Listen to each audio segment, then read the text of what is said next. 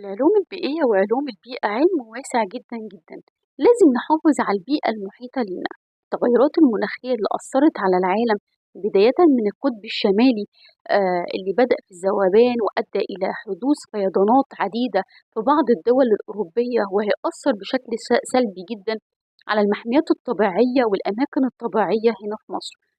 التغيرات المناخية لو ما حصلش مواجهة فيها في الآونة القادمة، وبدأنا نواجه كل السلبيات من زلازل، براكين، فيضانات بتحتاج العالم بره مصر بطريقة غير عادية. لازم يكون في إيجاد وحلول ووضع خطط استراتيجية لحلول البيئة.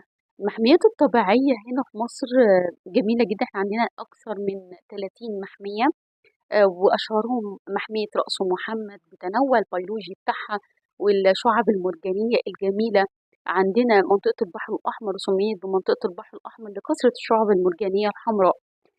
محمية طبيعية ليها طابع بيئي، ليه نظام أيكولوجي ودورة حيوانية. لابد نحافظ على التوازن الأيكولوجي للمحميات الطبيعية، وكان أبرزها محمية رأس محمد، محمية وادي الريان، محمية جبل علبة، محمية سانت كاترين، يعتبر أعلى قمة جبلية في سانت كاترين. والمحمية ديت يعني تعد من الأماكن الجميلة كمحمية طبيعية. عندنا محمية وادي الجمال، عندنا محمية وادي الوشواشي، عندنا محميات طبيعية كتيرة جدا جدا هنا في مصر. 30 محمية. لازم نشوف النظام الأيكولوجي البيئي اللي بيحافظ على المحمية الطبيعية، ونقدر نقول إيه النظام الأيكولوجي والتوازن البيئي في كل محمية. يجب مراعاة النظام البيئي والطاقة الاستيعابية للمجموعات السياحية اللي بتيجي للمحميات الطبيعية هنا في مصر. كل محمية ليها خواصها، ليها الكائنات الحية بتاعتها، ليها النظام الأيكولوجي بتاعها. عندنا مراكز بيئية بتعمل على أعلى مستوى هنا في مصر للحفاظ على التنوع البيئي والبيولوجي. مراكز زي وادي الريان. عندنا مراكز بتحتوي على حفريات لعدة قرون طبعا في محمية وادي الريان. عندنا صحراء البيضاء والأحجار الجيرية.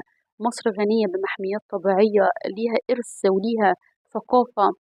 لسه حتى الآن احنا بنحاول إن احنا نشوف الطبيعة وعلوم البيئة للحفاظ على النظام الأيكولوجي والسستينابيلتي المستدام في إنشاء الفنادق البيئية ومواجهة البيئة في المتغيرات وارتفاع درجات الحرارة في ظل المتغيرات البيئية التي تحتاج العالم الأوروبي والعالم العربي على حد سواء. لابد إن نشوف الإيجابيات والسلبيات